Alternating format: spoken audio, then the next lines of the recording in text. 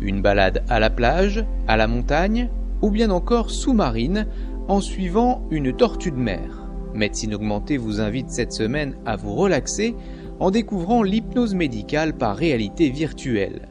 Une approche utilisée désormais au bloc opératoire afin d'améliorer l'expérience patient lors de l'intervention.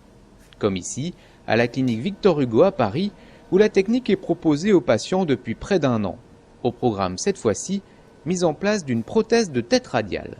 On va habituellement proposer essentiellement ce dispositif aux gens anxieux. On l'utilise avant tout comme gestion de l'anxiété, donc on va l'utiliser de 2 façons possibles. Soit en péropératoire, donc ça permet aux patients de sortir en fait de l'espace du bloc opératoire. Psychologiquement, il n'est pas au bloc, il est dans un voyage autour de l'hypnose. Ou alors on peut l'utiliser aussi en préopératoire. Donc cette fois, c'est vraiment chez les patients très anxieux pour qui l'idée même d'aller au bloc opératoire est une épreuve. Eh bien, on va pouvoir, dans le service ambulatoire, avant même que le patient descende au bloc, lui faire une séance de relaxation. L'apport récent des casques à réalité virtuelle nous permet de convaincre certains patients parfois un peu réticents ou parfois un peu angoissés sur la possibilité de faire de ces chirurgies sous anesthésie loco-régionale et en ambulatoire.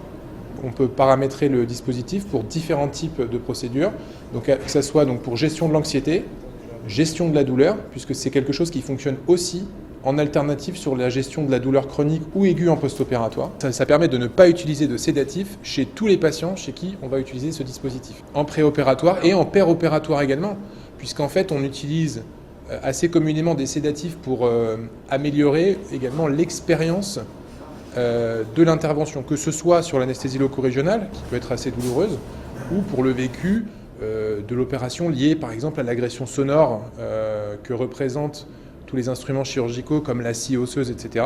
Eh bien, l'utilisation de cette hypnose médicale va permettre au patient de réduire son seuil de douleur, donc on n'a plus besoin de sédatifs pour faire l'anesthésie loco-régionale, et puis également va créer une véritable transe hypnotique qui va lui permettre de ne pas se rendre compte quasiment qu'il est en train d'être opéré et donc il n'entendra plus les bruits de scie osseuse et d'instruments.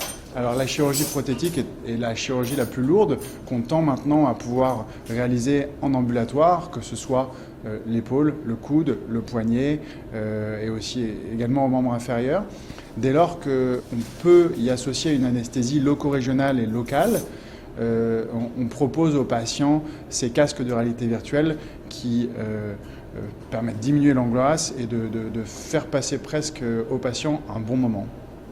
On est sur un produit développé scientifiquement et donc avec l'aide d'enregistrement électroencéphalographique, on sait que le patient rentre dans une transe hypnotique. Donc on l'utilise plutôt pour les interventions modérément longues à assez longues, donc essentiellement ce qui va être chirurgie osseuse. Donc en chirurgie du membre inférieur, on peut l'utiliser sur tout ce qui va être arthroscopie de genou, chirurgie du pied et de l'avant-pied, donc essentiellement la luxe valgus, l'arthrodèse de cheville ou l'arthrodèse du premier rayon du pied.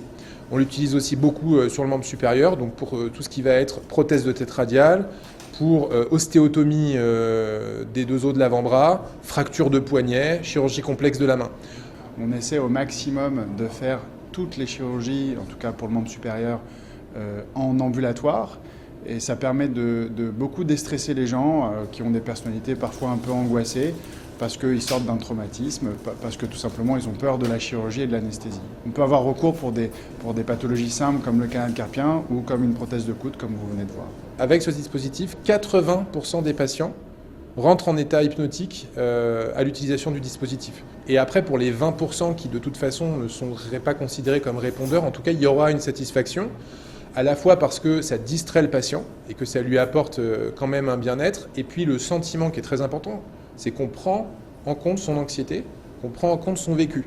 C'est-à-dire qu'on est sorti du contexte où on essayait juste de faire au mieux chirurgicalement et en termes d'anesthésie. Cette fois-ci, on humanise en fait le process en faisant tout ce qu'on peut pour améliorer le vécu du patient. Et ça, je dirais que dans 100% des cas, le patient s'en rend compte et dans 100% des cas, le patient en tire un bénéfice en fait. C'est la fin de ce numéro, merci de votre fidélité. Médecine Augmentée vous donne rendez-vous le mois prochain pour découvrir de nouvelles innovations médicales.